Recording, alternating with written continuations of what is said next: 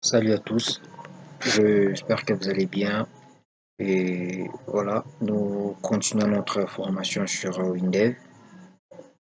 Aujourd'hui, nous organisons la sixième séance et dans les cinq autres séances, nous avons travaillé sur beaucoup de choses. Nous avons créé l'analyse de notre projet, nous signalons que nous travaillons sur la gestion de frais scolaires.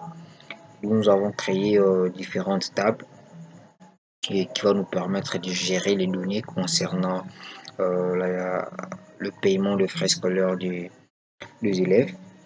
Et après, nous avons procédé à la création des différentes fenêtres de notre projet. Nous avons commencé par la première fenêtre qui est la fenêtre de démarrage, la fenêtre numéro 1 de notre projet qui va faire appel ensuite à la fenêtre de connexion.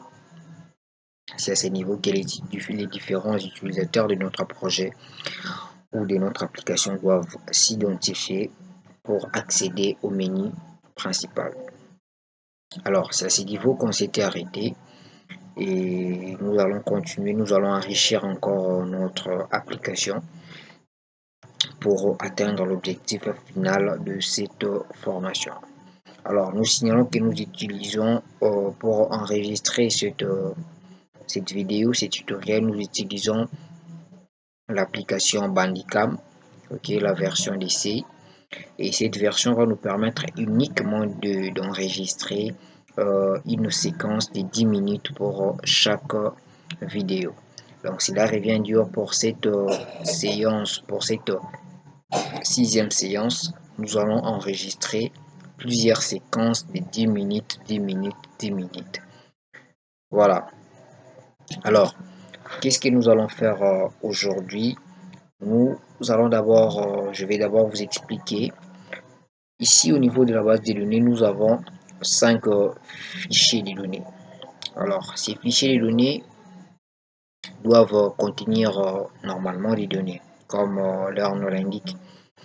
Alors, pour insérer les données, soit manipuler les données euh, qui doivent, qui doivent être dans ces différents fichiers de données, il faut y avoir des interfaces qui vont permettre aux différents utilisateurs d'interagir avec la base des données, d'interagir avec ces fichiers de données.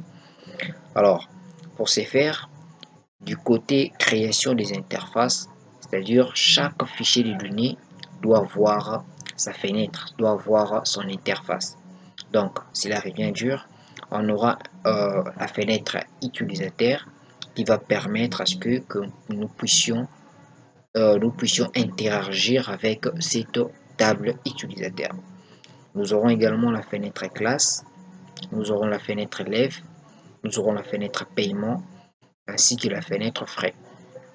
Ces différentes fenêtres vont tout simplement nous permettre d'ajouter des données, de modifier des données, de supprimer des données, de rechercher des données dans nos différentes tables, dans nos différents fichiers de données. Alors, nous allons commencer par créer d'abord la fenêtre des utilisateurs parce que c'est une fenêtre qui va nous permettre d'ajouter plusieurs utilisateurs, de modifier les informations des utilisateurs ainsi que de les supprimer. Alors, sans plus tarder, nous allons cliquer sur l'option nouveau. Voilà, dans la fenêtre qui s'affiche, on va prendre l'option fenêtre et encore fenêtre. Et là, on va s'assurer que nous sommes sur l'option vierge. Et on va garder les gabarits, on va garder les options par défaut, on va prendre OK. Alors, Windows nous demande de sauvegarder l'élément. OK, donc c'est-à-dire nous allons sauvegarder cette fenêtre avec un nom de l'élément ainsi qu'un titre de l'élément. OK, nous allons juste entrer le titre de l'élément. Nous allons appeler ça utilisateur. OK, je m'excuse. Nous allons appeler ça utilisateur. C'est-à-dire cette fenêtre va gérer les données des utilisateurs. Donc cette fenêtre doit être liée à la table du côté base des données utilisateurs. Alors, Du coup, une fois nous avons entré le titre de l'élément, là, le nom de l'élément aussi à récupérer ces titres, ok? Mais sauf que celui-ci a un préfixe fen. Donc, Windev comprend que cet élément est une fenêtre, doit être préfixé de cette manière. Alors, les titres d'éléments, c'est ce qui sera affiché sur la fenêtre ici lors de l'exécution de la fenêtre. Donc, c'est pour l'utilisateur. Donc, c'est l'utilisateur qui va voir ces titres. Alors, les noms de l'élément, c'est pour nous programmer. Donc, lors de la programmation, lorsqu'on aura besoin de faire appel à cette fenêtre, on va tout simplement appeler fen utilisateur. OK? Et on va valider. Voilà. Nous avons créé notre fenêtre utilisateur qui est là. Et on va exécuter la fenêtre. On va voir ce que ça va donner. Voilà. On exécute la fenêtre. La fenêtre a cette forme. On va essayer de redimensionner la fenêtre, de donner ça une forme voulue. Et aussi, on va changer l'icône de la fenêtre. Donc, toutes les fenêtres de notre application ont une icône spécifique. Donc, par contre, cette fenêtre a déjà une icône par défaut de Windev. Donc, on doit devoir changer cela. Et aussi, on va faire en sorte que ces boutons d'agrandissement ne soient pas accessibles. C'est-à-dire, ces boutons doivent être désactivés. C'est-à-dire, l'utilisateur final n'aura pas le droit d'agrandir cette fenêtre, n'aura pas non plus le droit de redimensionner la fenêtre comme ceci. OK? Pour ce faire, on arrête l'application. On va faire clic droit sur la fenêtre, on va prendre l'option description. Et là, sur l'onglet UHM, ou soit l'onglet UI, ça dépend de la version de Windows que vous utilisez, nous allons voir le paramètre, nous allons décocher l'option redimensionnable pour faire en sorte que la fenêtre ne soit pas redimensionnable.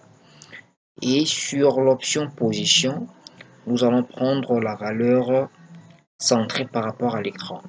C'est-à-dire, peu importe la dimension de l'écran de notre utilisateur final, cette fenêtre va s'afficher au centre de son écran. Et aussi, on a dit qu'on doit préciser l'icône de la fenêtre. Donc, sur ce, on va prendre l'option image. Et là, on va chercher l'option icône.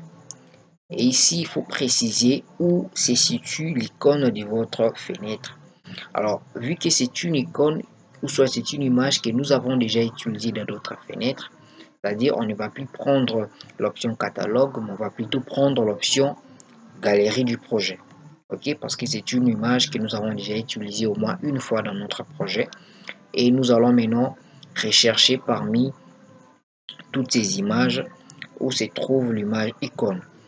Vous pouvez voir ici, nous avons l'image argent. C'est la même image avec notre icône, mais sauf que, à la différence, cette image a une extension de .png. C'est-à-dire, on ne peut pas placer ça comme icône de notre fenêtre. Donc, on va chercher la même image, mais avec extension .ico. On va descendre un peu. Voilà, la même image, elle est là, mais cette fois-ci avec l'extension .ico. Donc, cela revient dire que cette image est une icône qu'on avait déjà utilisée et on va sélectionner puis valider. Voilà, une fois nous sommes là, on peut cliquer sur appliquer pour appliquer les différentes modifications. Vous pouvez constater notre icône s'affiche déjà sur la fenêtre. Et on va prendre la dernière option style. On va vérifier si l'option icône d'agrandissement est cochée ou pas. Donc si cette option est cochée, c'est-à-dire que l'utilisateur aura la possibilité d'agrandir la fenêtre lors de l'exécution. Alors si cette icône est décochée, c'est-à-dire l'utilisateur n'aura pas ces droits-là, n'aura pas cet accès-là d'agrandir la fenêtre. Si c'est fait, on va cliquer sur valider, sur OK plutôt, et on va redimensionner notre fenêtre pour donner une nouvelle dimension à notre fenêtre. OK, voilà. Notre fenêtre va se comporter comme ceci. On va exécuter la fenêtre pour voir ce que ça va donner. Voilà. L'utilisateur final n'aura pas le droit d'agrandir la fenêtre, n'aura pas non plus le droit de redimensionner la fenêtre. OK? Et ici, nous avons l'icône